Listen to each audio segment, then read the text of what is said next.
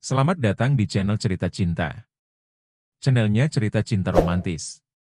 Sebelum lanjut mohon dukungannya dengan like dan subscribe dulu. Gairah dan pelarian cinta, bagian 31. Mas Prima hendak menamparku kembali. Tetapi, tiba-tiba Papa Pramudia menangkap tangan putra sulungnya tersebut. Cukup, Prima. Bentak beliau pada Prima. Kamu duduk, kendalikan emosimu. Kalau tidak tinggalkan ruangan ini. Aku menatap tajam ke arah Mas Prima. Tidak ada ketakutan di wajahku saat itu, santai dan tetap tenang. Adit berani datang kemari untuk menjelaskan, tidak bermaksud untuk menyakiti kalian. Ucapku tegas memberitahu. Apalagi ingin menyakiti cinta. Adit sayang kepada cinta, dan rasa sayang Adit tidak akan berubah sampai akhir hayatku. Adit sadar keputusan ini mengecewakan kalian semua. Tapi Adit berjanji dan bersumpah di hadapan kalian, atas nama Allah, untuk menjadi suami yang adil untuk kedua istri Adit. Adit hanya meminta restu kalian, bukan menghina dan menginjak-injak harga diri kalian. Mas Prima kembali berdiri, ia tidak seperti yang kukenal. Entah kenapa ia seperti benci dan marah besar kepadaku. Mana ada lelaki yang bisa adil, punya satu istri saja kamu belum tentu bisa membahagiakannya. Ucapnya berkoar-koar dengan suara yang meninggi. Ingat ya, Dit. Jika terjadi apa-apa kepada cinta, kamu orang pertama yang berhadapan denganku. Prima. Keluar saja kamu. Hardik papa mertuaku kepada putra sulungnya. Kita di sini bukan untuk menghakimi Adit, tetapi meminta penjelasannya. Kemudian mencari solusi atas permasalahan ini. Tidak ingatkah kamu bahwa Aditlah yang telah menolong adikmu?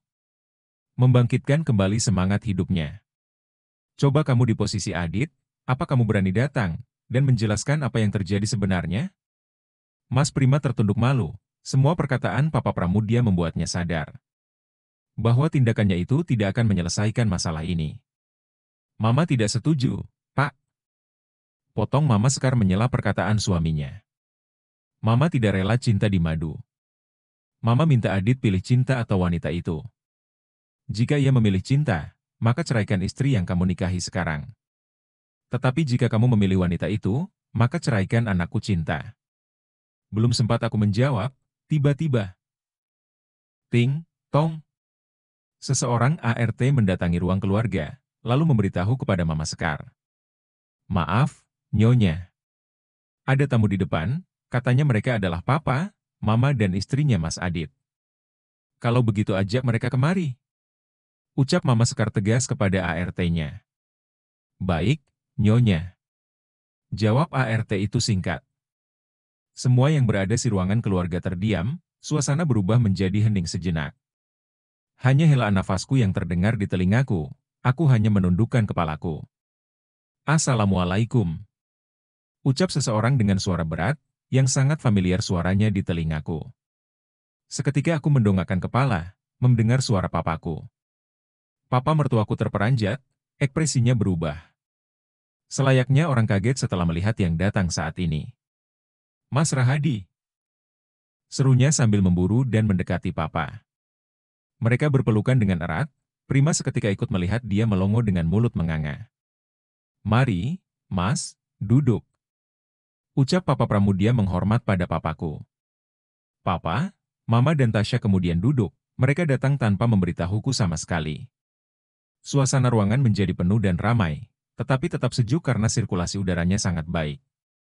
Hening seketika. Kemudian Papa Pramudia bersuara. Jadi, Adit adalah putranya Mas Rahadi? Papaku menjawab dengan senyum lebar, tanpa sekali wibawa dan pengaruhnya di hadapan Papa Pramudia. Dia putra bungsuku, Pram. Ucap Papa memberitahu. Mohon maaf, jika kedatangan kami semua membuat kaget kalian di sini. Kemudian suasana sedikit lebih santai. Karena sikap papaku yang santai, dengan tetap tersenyum dan tenang. Malah sikap Papa Pramudia yang sedikit panik dan malu, untuk bertatap muka dengan Papa. Baiklah supaya masalah ini tidak berlarut-larut, ucap Papa menjelaskan. Saya akan menjelaskan masalah ini, Pram. Iya, Mas. Silahkan, Mas Rahadi. Sahut Papa Pramudia mempersilahkan. Perlu diketahui, memang 2 hari lalu Adit telah menikah lagi dengan Tasya. Kata papa sambil menunjuk menantunya. Dia adalah cucu Jaya Sanjaja, pemilik hotel berbintang ternama di Indonesia. Jika kalian menganggap anakku yang bersalah, aku juga bisa saja menyalahkan kalian. Karena tidak memberitahukan kami tentang pernikahan Adit dengan cinta anak kalian. Semua terdiam, dan tidak ada yang berani membantah perkataan papa. Kemudian papa kembali melanjutkan perkataannya. Aku sama kecewanya dengan kamu Pram, mendengar pernikahan Adit dengan cinta. Tanpa meminta restu kepada kami sebagai orang tuanya. Tetapi bukan itu yang perlu kita bicarakan sekarang ini. Dalam hal ini, tidak ada pihak yang benar ataupun salah.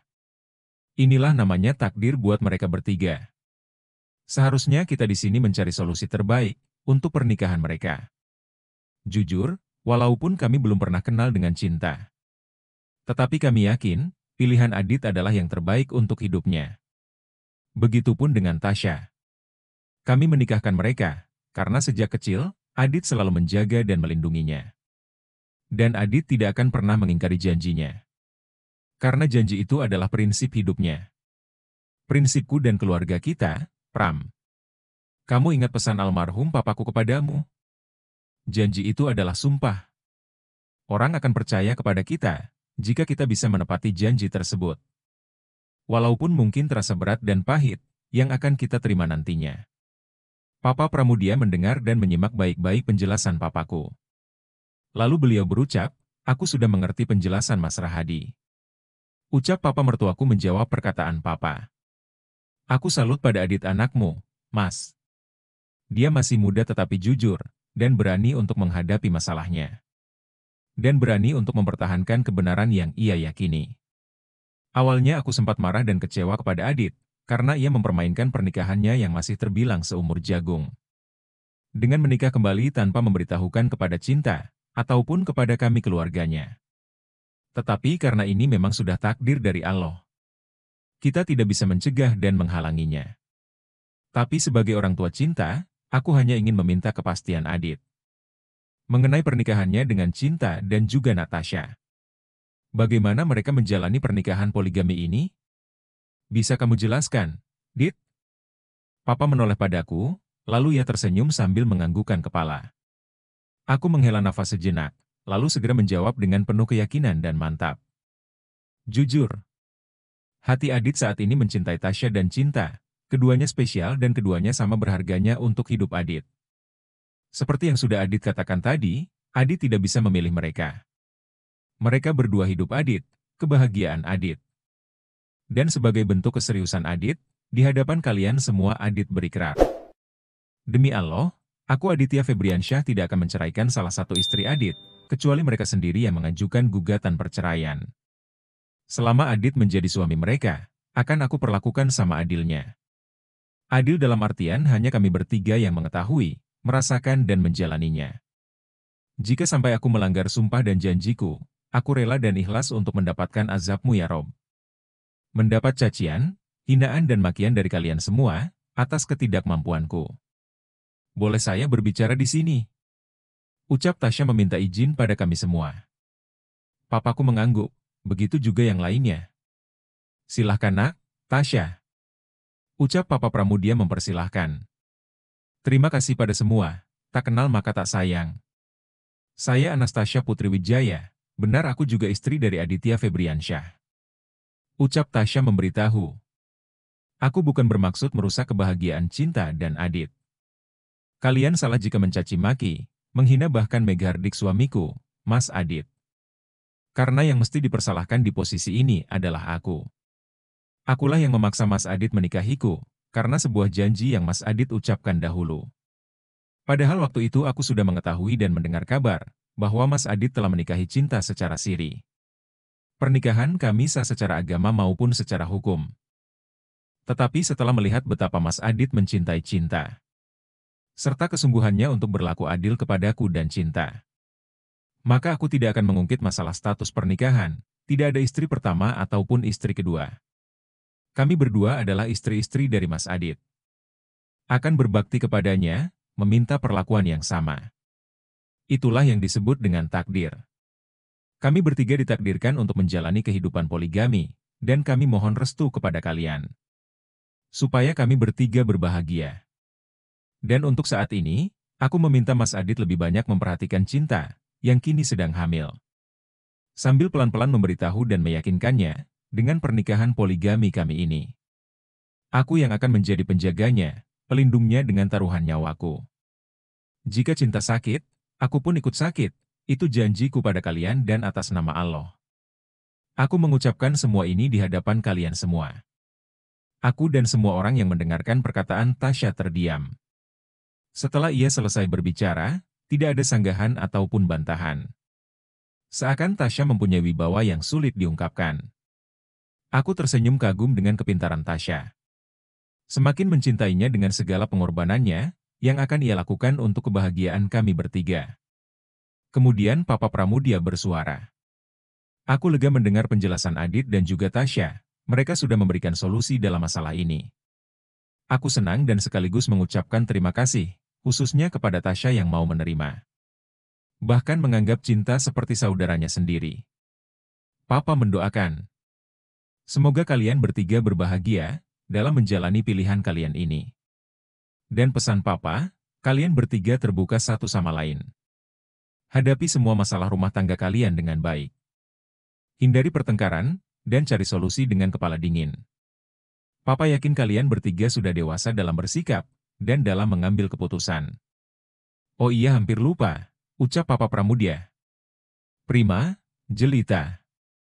Kenalin ini Mas Rahadi, papanya Adit. Kakek kalian itu sahabat kakeknya Adit, mereka orang baik, selalu membantu orang yang susah tanpa pamrih. Usaha dan perusahaan kakek kalian itu, berkat bantuan modal dari kakeknya Adit. Dibimbing dan dididik langsung sama beliau, sehingga kakek kalian bisa mendirikan perusahaan yang besar. Dan mewariskannya kepada Papa sebelum mereka meninggal. Tetapi karena Papa yang kurang becus mengurusi perusahaan. Perusahaan warisan kakek kalian bangkrut. Papa malu pada diri Papa, malu sama Mama dan kalian. Sehingga saat itu Papa jatuh terpuruk dan mengalami depresi. Papa malu sama keluarga Gunawan, karena belum bisa membalas budi baik mereka. Padahal Papa tahu, Om Gunawan atau kakeknya Adit membantu keluarga Papa, tanpa mengharapkan pamrih sedikit pun. Bersambung. Pof Tasya. Setelah obrolan yang tadinya sempat memanas, sekarang keluarga mertua suamiku kini bisa menerima kenyataan ini. Mereka menyerahkan masalah pernikahan poligami ini kepada kami bertiga. Sejenak aku menatap tajam Mama mertua Mas Adit, yang terlihat masih kurang puas atas keputusan bersama malam ini. Dari sorot matanya Mama Sekar, masih menampakkan wajah tidak sukanya kepadaku. Saat kami berpamitan pulang, aku sempat cium buku tangan beliau, cipika-cipiki, namun ia sempat membisikiku. Aku akan selalu mengawasi gerak-gerikmu, Tasya. Ingat, jika terjadi apa-apa dengan Cinta, kamulah orang pertama yang akan kucari. Aku tersenyum setelah mendengar bisikan Mama Sekar. Dan tanpa ragu, kemudian aku balas membisiki beliau. Kalau aku berniat jahat, aku pastikan keluarga kalian hancur. Tapi aku bukanlah orang yang dulu, aku ingin berubah menjadi baik, dan semua ini aku lakukan demi kebahagiaan Mas Adit dan janjiku padanya. Mama Sekar percaya atau tidak itu terserah Mama Sekar, mau mengawasi aku 24 jam pun silahkan, aku tidak keberatan. Nyawa Tasya taruhannya, Mam. Jika Tasya mencelakakan Cinta, karena Cinta adalah semangat dan kebahagiaan Mas Adit, dan Mas Adit adalah kebahagiaan kami berdua. Mama Sekar memelukku, walau kuyakini ia tidak bisa sepenuhnya menerima keputusan suaminya. Terlihat dari wajahnya yang tersimpan sebuah misteri, ketidaksukaannya kepada Adit dan terutama kepadaku. Baiklah kalau begitu, kami pamit. Ucap Papa mertuaku setelah bersalaman. Oh iya, Mas Pram. Gak nyangka ternyata kita malah jadi besan. Kata Papa Pramudia mertuanya suamiku. Mas Rahadi orang yang Pram hormati, Pram bersyukur Cinta menjadi menantu Mas Rahadi dan Mbak Hanum. Buah ternyata tidak jauh dari batangnya, Adit benar-benar mewarisi kewibawaan Mas Rahadi. Ada rasa senang sih Mas Adit dipuji oleh Papa Pramudia. Walaupun aku bukanlah anaknya, tetapi aku bisa merasakan bahwa beliau orang yang baik. Sama seperti Papa Gunawan, papanya Mas Adit. Semoga saja beliau berdua selalu mendukung kami bertiga, untuk kebahagiaan rumah tangga kami nantinya. Begitu sampai di rumah, setelah berpamitan dengan papa dan mama, kami segera naik ke lantai 2 menuju kamar tidur. Kami berdua kembali ke pembaringan. Kuperhatikan Mas Adit sudah sangat lelah setelah menempuh perjalanan dari Surabaya dan menghadapi dengan gentle permasalahannya dengan pihak keluarga cinta. Tak berapa lama ia sudah terlelap dalam tidurnya. Kupandangi wajahnya yang tampan, lalu aku mencium keningnya. Entah mengapa malam ini aku sulit memejamkan mata. Aku malah teringat kembali saat aku bersama Mas Adit, mengunjungi makam Ayu beberapa hari yang lalu. Aku melirik sejenak ke jam dinding, sudah lewat tengah malam. Rasa kantuk sudah menyerang, membuat kesadaranku hilang dan aku tertidur dengan pulas. Di dalam tidurku, aku bermimpi sedang berjalan di sebuah taman yang indah, bunga-bunganya beraneka ragam sedang tumbuh mekar. Tak jauh dari taman itu, aku melihat seorang perempuan cantik berambut panjang. Perempuan itu duduk di kursi taman. Setelah mendekati perempuan itu, aku ingin mengajaknya berkenalan dengan menyapanya. "Hai, boleh aku duduk di sini?" Sapaku dengan sopan meminta izin padanya. Ia hanya menganggukkan kepala, tanpa mau memperlihatkan wajahnya. "Namaku Tasya. Kalau boleh tahu, namamu siapa?" Ucapku mengajaknya berkenalan. Ia mulai membalikkan badannya. Aku menutup mulutku dengan mata membelalak kaget, seakan jantungku berhenti berdetak. "Kamu tahu siapa saya?" Tanyanya serius. Aku bergeming beberapa saat, lalu kemudian menganggukkan kepalaku. "Kamu kan yang tadi sore datang bersama Adit?" Tanyanya sekali lagi. "Dua, iya." Bibirku gemeretak menjawab dengan gugup dan gemetar. "Namaku Ayudhya Larasati," katanya memberitahu. "Dan disinilah tempat tinggalku sekarang." Badanku gemetaran, bajuku basah dengan keringat. Karena aku sadar bahwa di hadapanku adalah orang yang kucelakai beberapa tahun lalu. "Kenapa dengan kamu?" tanyanya, setelah melihatku gugup dan gemetaran. "Kamu takut denganku?" Aku menundukkan kepala, tidak berani menatapnya. Menyesal dan malu pada perempuan di hadapanku ini. "Kamu menyesal?" sindirnya. "Kenapa baru sekarang kamu merasakan penyesalan tersebut?" Aku takut," ucapku gugup. "Maafkan aku, Yu. Maafkan kebodohanku saat itu. Aku secara pribadi sudah memaafkanmu. Tetapi kamu mesti meminta ampun pada Allah, dan berjanjilah untuk memperbaiki kesalahanmu." Ucapnya memberitahu. "Dan jadilah istri yang baik buat Mas Adit. Aku hanya menitipkan cinta adikku, yang saat ini menjadi istrinya. Buktikan kalau kamu ingin benar-benar bertobat dan berbakti pada suamimu kelak. Jika tidak, aku akan selalu mendatangimu di setiap mimpimu." Bersambung.